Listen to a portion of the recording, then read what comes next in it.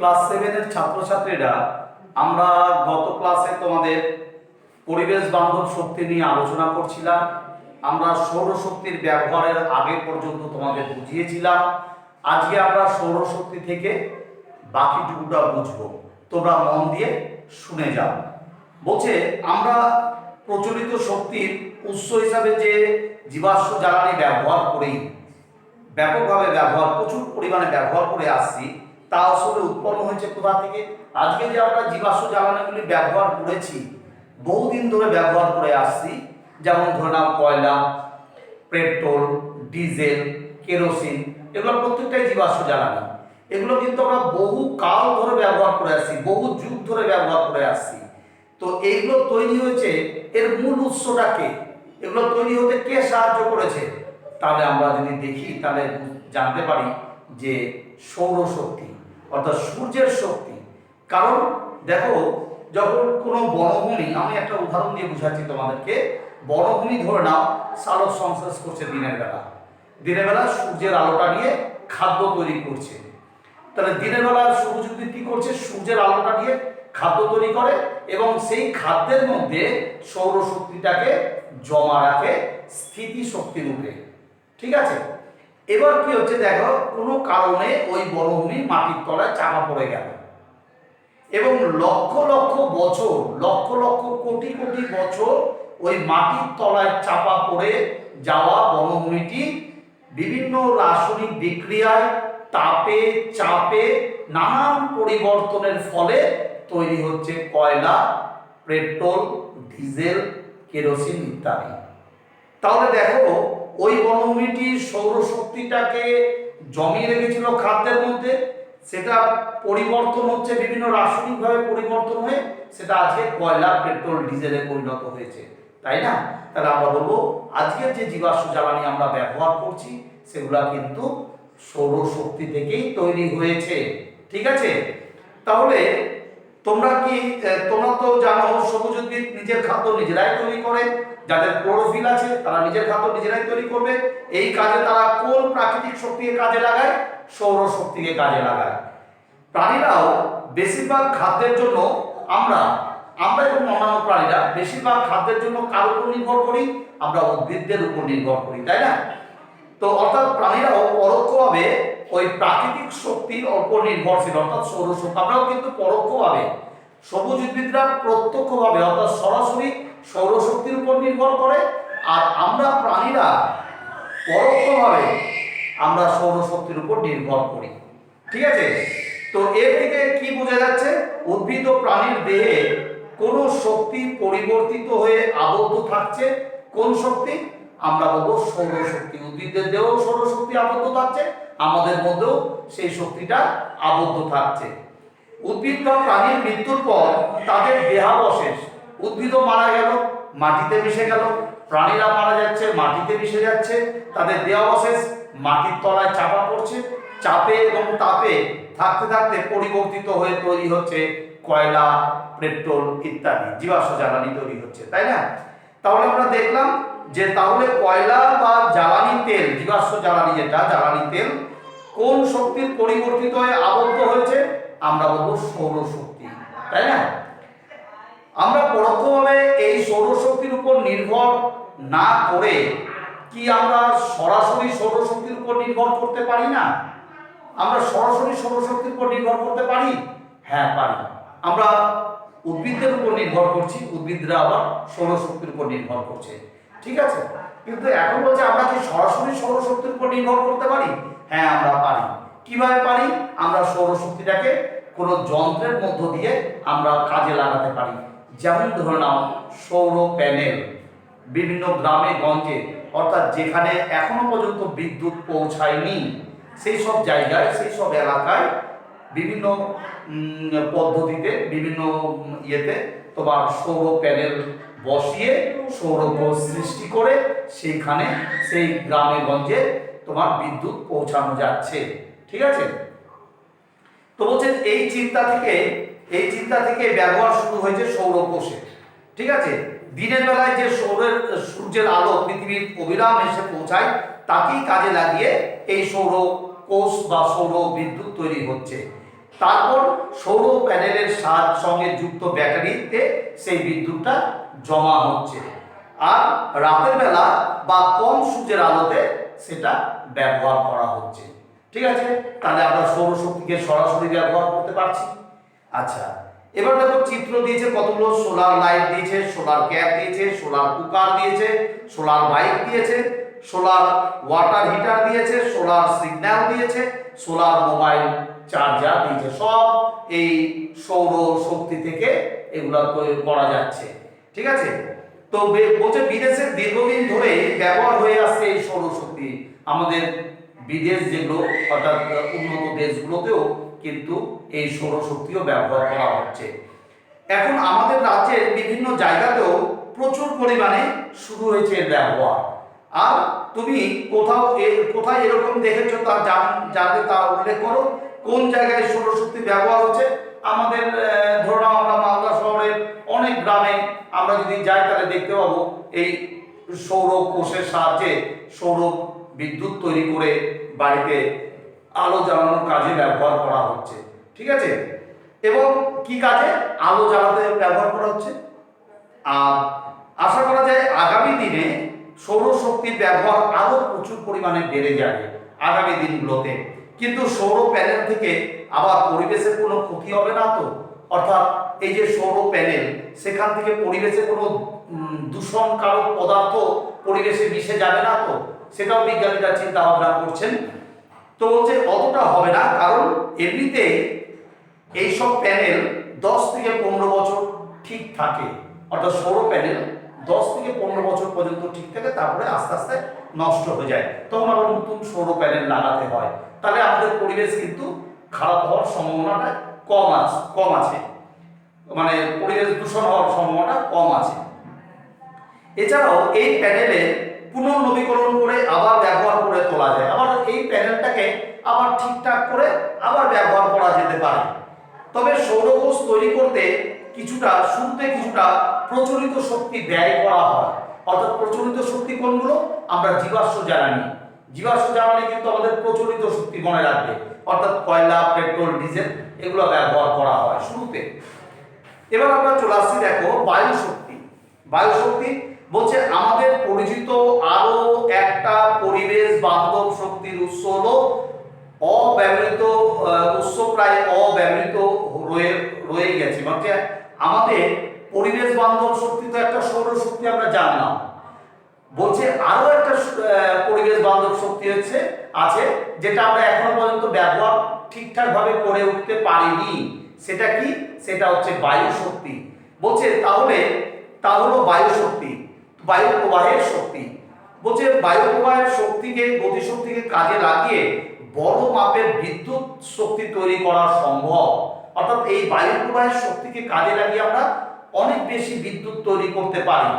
কিরকম? আমাদের রাজ্যের বকখালিতে গেলে, আমাদের পশ্চিমবঙ্গের বকখালিতে যদি আমরা যাই, তাহলে বকখালিতে দেখতে পাবো এরকম বড় বড় বায়ু কল রয়েছে। কিভাবে এই কাজে সাহায্য করছে আমরা দেখব। বলছে এক নম্বর বলছে বায়ুর কোনো অভাব নেই, আমরা সবসময় বায়ু প্রবাহ হচ্ছে, এর কোনো অভাব নেই। নাম্বার 2, একবার বায়ু কল বসালে সেটা দীর্ঘদিন চলবে, নষ্ট হওয়ার কোনো অবকাশ নেই, নষ্ট হয় না বা খারাপ হয় না। আর এই সমস্ত জায়গায় দূর থেকে তার সংযোগ করে বিদ্যুৎ আনা সম্ভব নয়। তাহলে কি হয়? সেখানে বায়ু শক্তির উপর নির্ভর করা যেতে পারে। বলছে যেখানে এত প্রত্যন্ত গ্রাম যেখানে তার নিয়ে যাওয়া সম্ভব নয়, সেইখানে আমরা এই বায়ু কল বসিয়ে বায়ু প্রবাহের শক্তিকে কাজে লাগিয়ে আমরা বায়ু শক্তি তৈরি করতে পারি, বিদ্যুৎ শক্তি তৈরি করতে পারি। ঠিক আছে, আমাদের রাজ্যের অন্য কোনো জায়গায় বা ভিন রাজ্যে এরকম বায়ু কল যদি থাকে, সেই জায়গাটার নাম লিখতে বলছে। আমাদের রাজ্যে তো আমরা দেখলাম বকখালিতে রয়েছে। আর এবার বলছে জানার চেষ্টা করো বায়ু শক্তি থেকে বিদ্যুৎ উৎপাদন কোন কোন কাজে ব্যবহার করা হচ্ছে। বলছে বায়ু শক্তি থেকে বিদ্যুৎ উৎপন্ন করা হচ্ছে, আমরা কি কি কাজে ব্যবহার করতে পারি? আমরা অনেক কাজে ব্যবহার করতে পারি।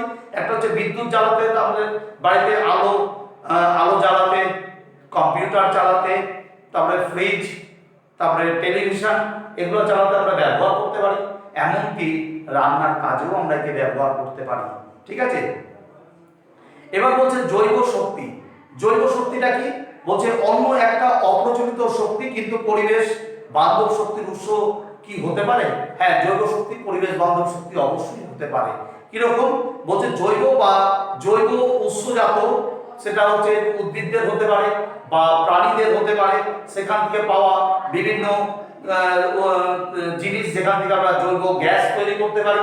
ঠিক আছে, ধরো তোমার এলাকায় কারোর ছোট বা বড় মাপের পশু খামার আছে, অর্থাৎ গরু আছে বা মহিষ আছে, ঠিক আছে, পশু খামার রয়েছে, এবং এবং সেই পশু খামারে অথবা কারোর মুরগির পোলট্রি রয়েছে, পোলট্রি ফার্ম রয়েছে কারোর, তো তাহলে তাদের মল ফেলা হলে তা পরিবেশের একটা সমস্যা, পরিবেশের যেখানে সেখানে ফেলে দিলে পরিবেশের দূষণ পদার্থ তৈরি হতে পারে, সেখান থেকে বিভিন্ন রোগ ছড়াতে পারে। ঠিক আছে, তো বলছে এইগুলো মল আমরা কি কাজে ব্যবহার করতে পারি? তো বলছে এই সমস্ত পশু পাখির মল একটা বড় গর্ত করে সেখানে আমরা জমা করতে পারি। ঠিক আছে, এবং সেখান থেকে সেই গর্তে আমরা পচিয়ে, সেই মলকে পচিয়ে সেখান থেকে আমরা কি তৈরি করতে পারি? গ্যাস তৈরি করতে পারি। তা কি কাজে ব্যবহার করা যেতে পারে? তা আমরা রান্নার কাজে ব্যবহার করতে পারি। ঠিক আছে, আলো জ্বালাতেও ব্যবহার করা যেতে পারে। তো বলছে যে এইভাবে পৌরসভার যে পচনযোগ্য জৈব বর্জ্য বা কচুরিপানার মতো আগাছা কাজে লাগানো যাবে কিনা তা আলোচনা করছে। হ্যাঁ, সেটাও আমরা কাজে লাগাতে পারি। ঠিক আছে, বিজ্ঞানীরা সেগুলো কি কি বলছে? বলছে দেখো, এছাড়া বলছে আরো কয়েকটি পরিবেশ বান্ধব শক্তি আছে যেগুলো অপ্রচলিত শক্তির বিষয়ে নিরন্তর গবেষণা করছেন। বলছে বিজ্ঞানীরা আরো কতগুলো তোমার পরিবেশ বান্ধব শক্তি আছে যেগুলো বিজ্ঞানীরা তারা পরীক্ষা নিরীক্ষা চালিয়ে যাচ্ছেন। সেগুলো কি কি? সেগুলো বলছে জোয়ার ভাটা শক্তি এবং মাটির অভ্যন্তরে অর্থাৎ মাটির ভেতরে যে তাপ শক্তি আছে, সেই ভূতাপ শক্তি আমরা বলি, সেই ভূতাপ শক্তি আমাদের পরিবেশ বান্ধব শক্তি হতে পারে। সেটা বিজ্ঞানীরা পরীক্ষা নিরীক্ষা এখনো চালিয়ে যাচ্ছেন। ঠিক আছে, এরপর সত্যিকারের পরিবেশ বান্ধব শক্তি হতে গেলে আরো একটু আমাদের সতর্ক হতে হবে। কিরকম? কি কি বিষয়ের দিকে নজর দিতে হবে? আমাদের পরিবেশে যেন কোনো ক্ষতি না হয়, এই দিকটা খেয়াল রাখতে হবে। পরিবেশের দূষণ যেন না হয়। ঠিক আছে, আর সেই শক্তিটা যেন ব্যবহার আমরা যথাযথভাবে করতে পারি, বিজ্ঞানসম্মত উপায় করতে পারি, যাতে একেবারে শেষ না হয়ে যায়। ঠিক আছে, আজকে যেমন কয়লা, জীবাশ্ম জ্বালানির মধ্যে কয়লা, বিজ্ঞানীরা বলছেন কয়লা প্রায় শেষের পথে। ঠিক আছে, তো আমরা যে পরিবেশ বান্ধব শক্তি আমরা ব্যবহার করছি, সেই পরিবেশ বান্ধব শক্তি আমরা যেটুকু দরকার সেইটুকুই ব্যবহার করব, আর বাকিটুকুটা আমরা কিন্তু সঞ্চয় করব আগামী দিনের জন্য। ঠিক আছে, তো বলছে যথাযথ নিয়ন্ত্রণ করতে হবে, ব্যবহার নিয়ন্ত্রণ করতে হবে। এবার বলছে দেখো, একটা বক্সের মধ্যে তোমাদের দিয়েছে, এখনকার মতো যদি কয়লা বা খনিজ তেলের মতো জ্বালানি ব্যবহার চলতে থাকে, যেমন আজকে কয়লা বা পেট্রোল, খনিজ তেল বা ডিজেল আজকে এতটাই আমাদের ব্যবহার করে ফেলেছি আমরা, যে আজকে আমাদের চিন্তার বিষয় হয়ে গেছে যে আগামী দিনে আমরা এগুলো ব্যবহার করতে পারবো কিনা, অর্থাৎ আমরা আর পাবো কিনা। তাই আমাদের বিজ্ঞানীদের মাথায় চিন্তা হয়ে শুরু হয়ে গেছে যে এটা যদি শেষ হয়ে যায় তাহলে আমাদের এই মানব সভ্যতার কি হবে, তারা কিভাবে চলবে।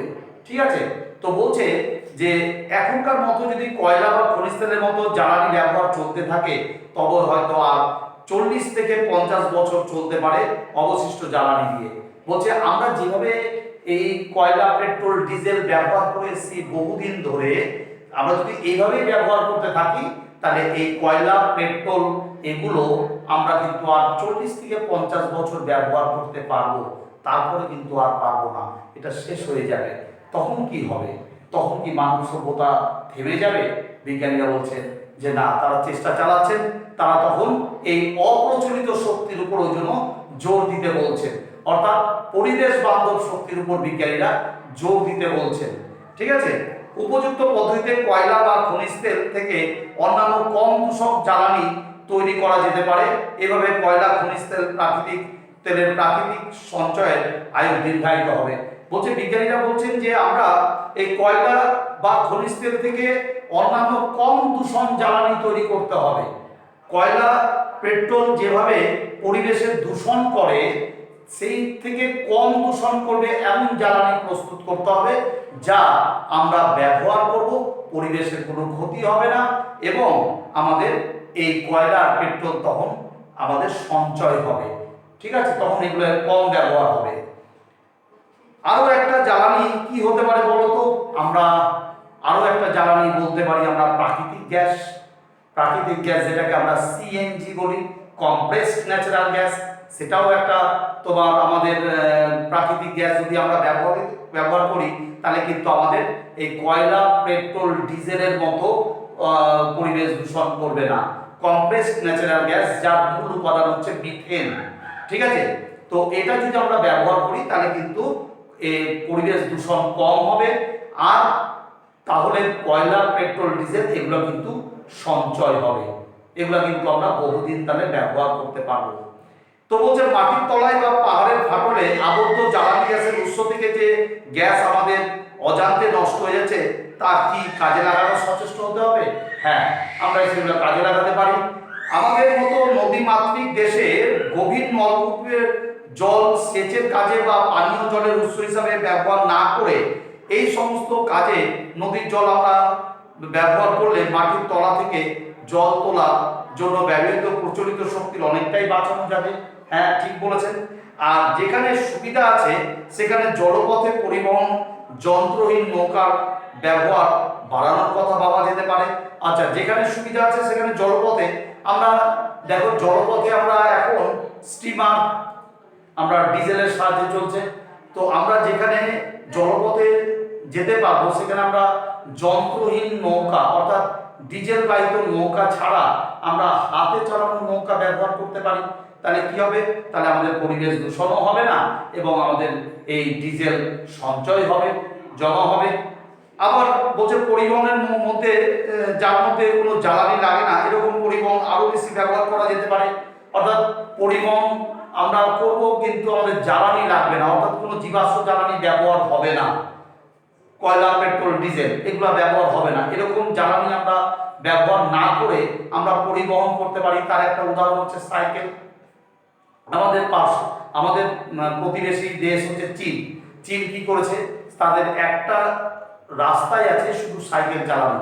এখানে বলা হচ্ছে দেখো যে আমাদের প্রতিবেশী দেশ চীনে সাইকেল ব্যবহার চোখে পড়ার মতো, আর তার জন্য রাস্তায় সাইকেল যাওয়ার আলাদা পথ নির্দিষ্ট করা আছে। অর্থাৎ ওই রাস্তা দিয়ে শুধু সাইকেলই চলবে, কোনো যানবাহন চলবে না। ঠিক আছে, আমার বলছে আমোদ প্রমোদের অতিরিক্ত পরিমাণ শক্তি ব্যবহার না করে মানব কল্যাণের কথা ভাবা যেতে পারে। অর্থাৎ আমরা বেশি আনন্দ উৎসবের মধ্যে মেতে না গিয়ে আমরা সেই শক্তিটাকে মানব কল্যাণের মধ্যে ব্যবহার করতে পারি। আর অপ্রচলিত পরিবেশ বান্ধব শক্তি ব্যবহার বিষয়ে সকলের সচেতনতা সুনিশ্চিত করতে হবে। অর্থাৎ অপ্রচলিত পরিবেশ বান্ধব শক্তি অর্থাৎ সৌরশক্তি, বায়ু শক্তি, জোয়ার ভাটা শক্তি, এগুলো হচ্ছে অপ্রচলিত পরিবেশ বান্ধব শক্তি। এই পরিবেশ বান্ধব শক্তিগুলো এখনো অনেকেই জানে না, তাদেরকে জানাতে হবে।